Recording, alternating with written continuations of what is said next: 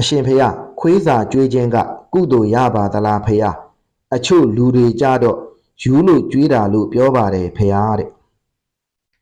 ခွေးစာကြွေးတာကိုယူလို့ကြွေးတာလို့ပြောခြင်းဟာဖေယဟောပိဋကတ်ကိုမသိလို့ပြောတာပါနော်သုပရိပါဏာတပါဠိတော်ဒက္ခိဏဝိပင်ကတုတ်မှာ